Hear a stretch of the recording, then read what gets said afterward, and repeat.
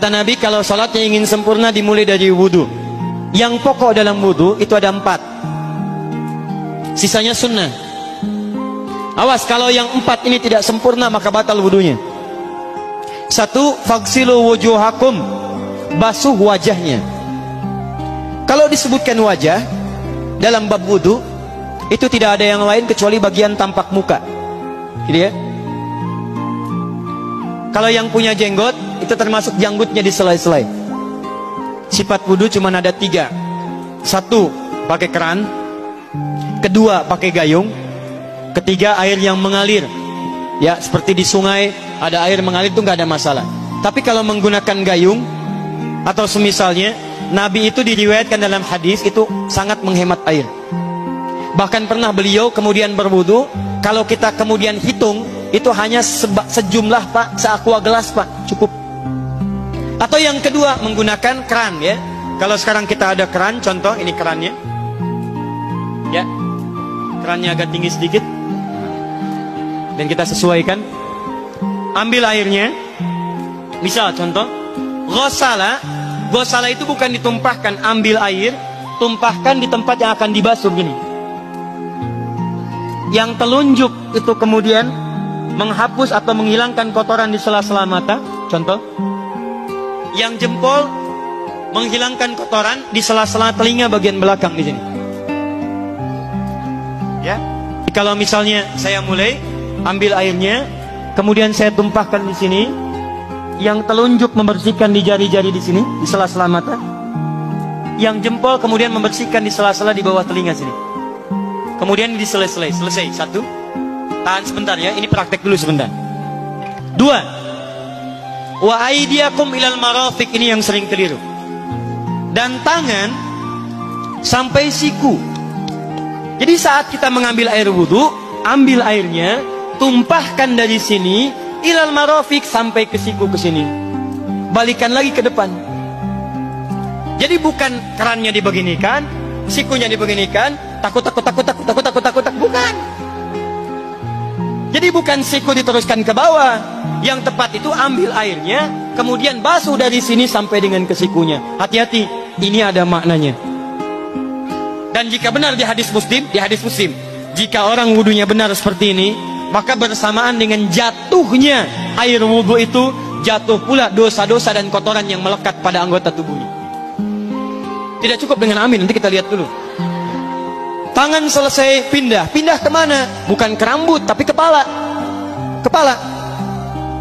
Jadi dalam bab wudu yang diusap bukan rambutnya, kepalanya. Itulah keadilan Allah.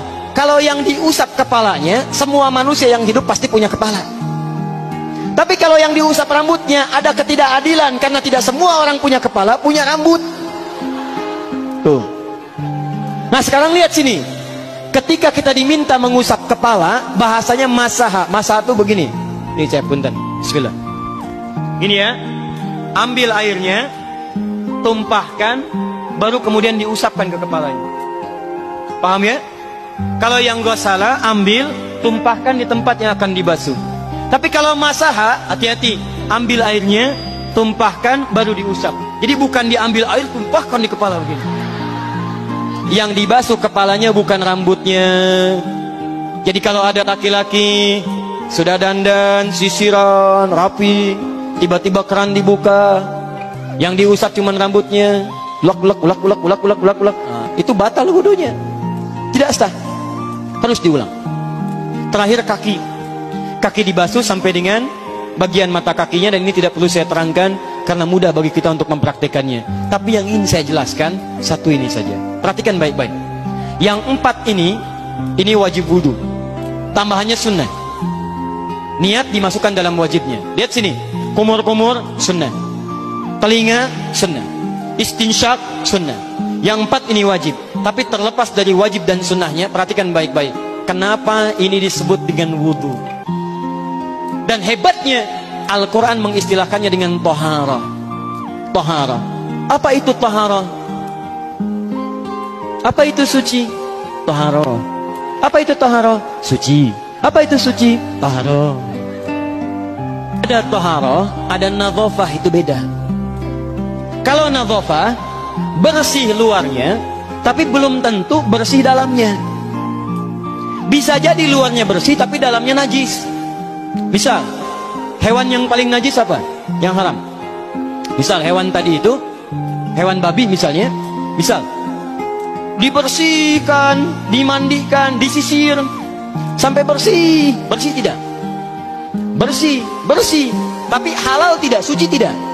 Tidak. Al-khinziru nadhifun walakinnahu ghairu tahir. Babinya bisa bersih tapi tetap tidak halal, tidak suci dia, tetap haram, tetap najis. Paham? Tapi kalau bersih luarnya dan suci dalamnya, maka kalimatnya berubah dari nadhafah jadi taharah. Taharah. Orangnya disebut dengan tahir. Kalau rajin dikerjakan disebut dengan mutatahhir. Wudu dalam Quran disebut dengan taharah. Seakan-akan memberikan pesan, maaf, orang yang wudu itu bukan hanya bersih fisik luarnya saja. Jadi kalau orang wudunya bersih, bukan cuma wajahnya yang bersih. Kalau wudunya benar, bukan kotoran di tangan saja yang hilang, tapi mohon maaf, fisik dalamnya itu ikut suci. Fungsi tangannya jadi bersih, fungsi wajahnya jadi bagus, fungsi lisannya jadi bagus. Makanya kata Nabi, kalau orang benar wudunya bersamaan dengan air wudu yang menetes, maka tumpahlah kotoran-kotoran di bagian fisik-fisik tubuhnya. Jadi kalau kita benar wudunya kumur-kumur, kukumur, masukkan, misalnya masukkan, keluarkan, bersamaan dengan keluarnya air itu, maka kotoran-kotoran di lisan pun ikut keluar. Tangan dibasuh, bersamaan dengan dibasuhnya tangan, fungsi tangan yang kotor-kotor itu ikut hilang. Hadis Muslim. Makanya orang yang setelah selesai wudu dia berdoa, apa wudunya? Apa doa wudunya? Asyhadu an la ilaha wa asyhadu anna Muhammadan Allahumma minat waj'alni minal, lihat sini, minal mutatahhirin, minat tawabin. Lihat, Bapak Ibu kan baru wudu, tapi kenapa doanya selesai tobat? Allahumma ja'alni minat tawabin. Ya Allah, jadikan saya termasuk orang tobat. Kita kan baru wudu, kenapa doanya baru selesai tobat? Sedangkan tobat itu mengakui kesalahan, menyesali kesalahan, dan berjanji meninggalkan yang salah, mengganti dengan yang baik-baik. Makanya kalau orang wudunya benar itu, begitu dia kumur-kumur, dia ingat kesalahan apa yang dikerjakan oleh lisan ini. Jadi begitu kemudian ditumpahkan airnya, hilang kotorannya. Maaf, yang suka mencela wudu, selesai wudu tidak akan mencela lagi karena tobat dari celaan. Makanya kalau wudu Anda benar, coba ingat-ingat, siapa korban dari lisan Anda yang tajam itu? Apakah ibu Anda yang pernah menangis karena lisan Anda? Apakah ayah Anda yang kecewa karena kalimat-kalimat Anda? Apakah tetangga Anda yang menjauhi Anda karena kata-kata kotor Anda? Kalau tiap hari Anda wudu, tapi kemudian lisan Anda masih kotor juga, ada yang salah, Anda cuma menghabiskan air untuk menghilangkan kotoran di lisan. Itu tanda pertama. Tangan basuh. Makanya orang yang wudunya benar, tangannya tidak akan berbuat yang kotor lagi sampai ke ujung kakinya. Karena itulah ibadah ini disebut dengan wudu, seakar dengan kata dau. Kata para ulama, mereka sebagian mengatakan dau artinya cahaya, dau artinya sinar, dau artinya al-husnu, baik budi pekerti. Kalau orang benar wudunya, bertambah sinar di tangannya, sinar di wajahnya, sinar di lisannya. Apa sinar itu? Di dunia sinar-sinar amaliyah kebaikan, sifat-sifat baik, di akhirat pancaran-pancaran kemuliaan.